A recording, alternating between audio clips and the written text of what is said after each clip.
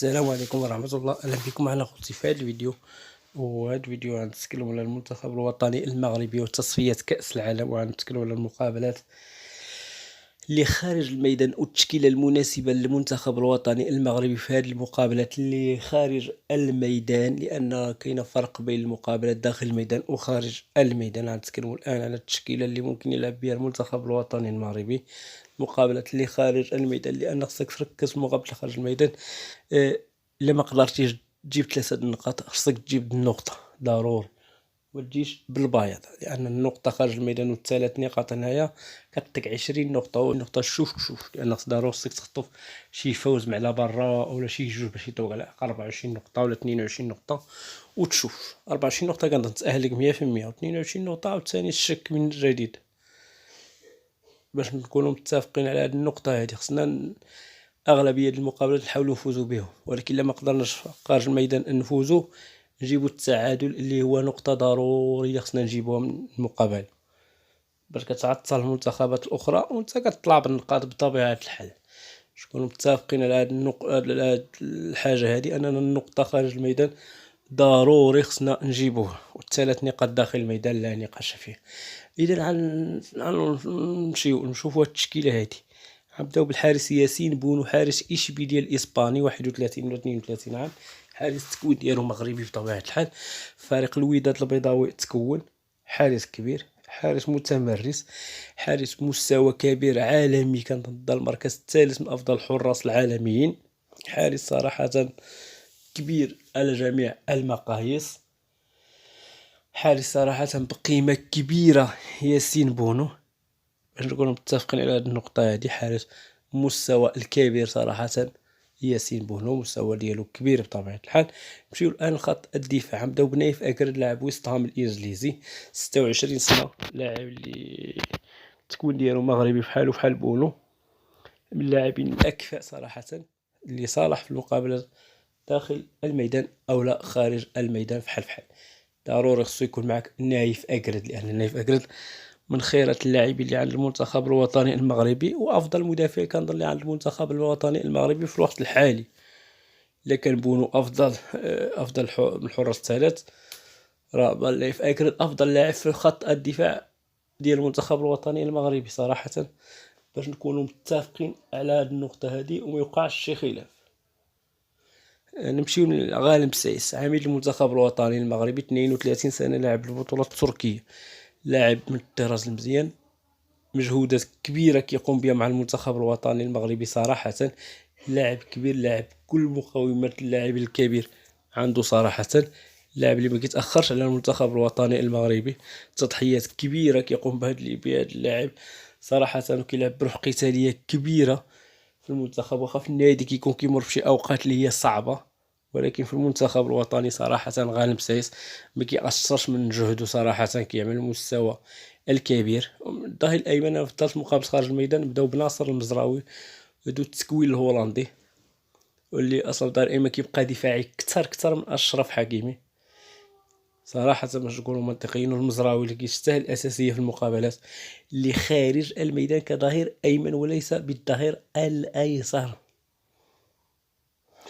هذه نقطه ساليناها هنا، قلنا المزراوي مقابل خارج الميدان احسن من حكيمي بزاف، يعني حكيمي كيصعد بزاف والمزراوي كيدافع بزاف، هذا هو الفرق بيناتهم. غنمشيو للاعب اخر اللي هو ظهير ايسر، كيلعب في فرنسا، باقي ما لعب ولا دقيقه واحده مع المنتخب الاول، كي عنده 19 سنه، وكيلعب الان مع المنتخب الوطني الاولمبي اللي هو ايوب العمراوي، 19 سنه فقط، كنظن مواليد 2004. لاعب مقومات كبيره ايوب العمراوي كظهير ايسر، لا دال الكوتش وليد ركراكي مره واحده ما لعبوش، والان مشارك مع المنتخب الاولمبي. ايوب العمراوي من اللاعبين اللي ممتازين صراحه في المنتخب الاولمبي حاليا. في المنتخب ما نقدروش نحكموا، ولكن تقدر تكون في التصفيات مقابل خارج الميدان ممكن يحتاجوا صراحه الكوتش وليد الركراكي، ان ايوب العمراوي كيبان انه لاعب مزيان صراحه، باش نكونوا متفقين على هذه النقطه هذه وما يوقعش فيها شي خلاف. غنمشيو للوسط، خط وسط الميدان عند سفيان امرابط، تكوين هولندو، كيلعب في فيورنتينا الايطالي. الان كنشوفوا بزاف ديال الهضره على مانشستر اتلتيك، مره البارسا، مره اتلتيك، مره مانشستر، كل مرة. وصاب باريس سان جيرمان دخلت كانت في أحد الأوقات صراحة السي ميلان، ولكن الآن سفيان أمرابط مستمر في فريق فيورنتينا، مستمر فريق فيورنتينا، باقي ما بدلش الأجواء بتاتا. ولا بدل الأجواء راه بطبيعة الحال راه كلشي يعرف أن سفيان أمرابط راه بدل الأجواء، لأنه لاعب صراحة من الطراز الرافع. عمران لوزة كيلعب في القسم الأول البطولة الإنجليزية. بزاف الناس ينتقدوني علاش زعما جبت عمران لوزة، هو ما عطى حتى حاجة في لقاءات يونيو، متفق معكم، ولكن تصفيات كأس العالم تختلف بنسبة مئوية كبيرة على المقابلات الشكلية فقط. إذا عمران لوزة ضروري يكون معنا في هذه المقابلات اللي خارج الميدان، اللي روحه هي الدفاعية في خط وسط الميدان، باش نكونوا متفقين في هذه النقطة هذه. عمران لوزة محتاجين فيه في هذا المركز، في مركز وسط الميدان، في المقابلات خارج الميدان وليس بداخل الميدان. بقاو دائما في وسط الميدان غنمشيو عند سالم أملاح لاعب بلد الوالد الإسباني، تكون بلجيكي بحال عمران لوزة. سالم أملاح صراحة لاعب مزيان، ولكن أكثرية دفاعي حتى هو، هادشي يساعدنا كثير مع أمرابط مع لوزة. كنظن مخصهمش يخليو اللاعبين الوسط اللي مقابل خارج الميدان يخترقوا الكرة أو شي حاجة. لا، المنتخب الوطني هو اللي خصو يسير اللقاءات ديالو بطبيعة الحال، أنه منتخب كبير بدون أي نقطة شك. الآن غنمشيو للخط الأمامي ديال المنتخب الوطني المغربي وخط الهجوم. غنبداو زكريا بوخلال لاعب في تولوز الفرنسي، في تكوين هولندي، كان كيلعب في الكمار قبل ما يجي تولوز. الان في تولوز الموسم الاول ديالو فاز بالكاس الفرنسيه، سجل شي 15 هدف مع الفريق ديالو تولوز. لان زكريا بوخلال من اللاعبين المهمين اللي عند المنتخب الوطني المغربي، من البدلاء الناجحين صراحه عند الكوتش وليد الركراكي، اللي في كل لائحه صراحه كيعيط من زكريا بوخلال. وزكريا بوخلال ما كيصدقش الخبر وكيجي بطبيعه الحال، لأن صراحة زكريا بوخلال من اللاعبين المهمين، واخا الأب ديالو ليبي والأم مغربية، ولكن روح وطنية كبيرة بزاف. سفيان بوفال لاعب الريان القطري، تكوين فرنسي، من خيرة اللاعبين اللي عند المنتخب الوطني المغربي، خاصة مقابلة خارج الميدان، لأن الفريق الخصم غيضغط وغيجبر مساحات كبيرة. سفيان بوفال لأن مقابلة خارج الميدان ديال تصفية كأس العالم غيجبر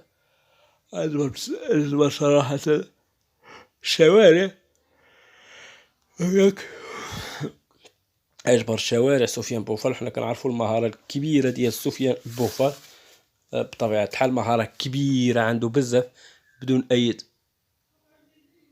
نقطة شك. سفيان بوفال لاعب كبير. هنا يوسف نصير لاعب إشبيلية الإسباني بدوري من اللاعبين الكبار ديال المنتخب الوطني المغربي، لاعب صراحة اللي خارج داخل الميدان ما كيختلفوا الجوج على الاسم ديالو. صراحة يوسف النصيري لاعب كبير ديال المنتخب الوطني المغربي، لاعب إشبيلية، التكوين ديالو مغربي، اللاعب الأكفاء ديال المنتخب الوطني المغربي، لاعب كفء صراحة. ما واخا كينتقدوا الناس ما كيأثرش عليه بتاتا الانتقادات ديال الناس. حنا شفنا الانتقادات اللي كانت تعرض لها قبل المونديال، ولكن ما تأثرش بتاتا يوسف النصيري بذلك. هادشي اللي كاين. بارطاجيو اخوتي هذا الفيديو.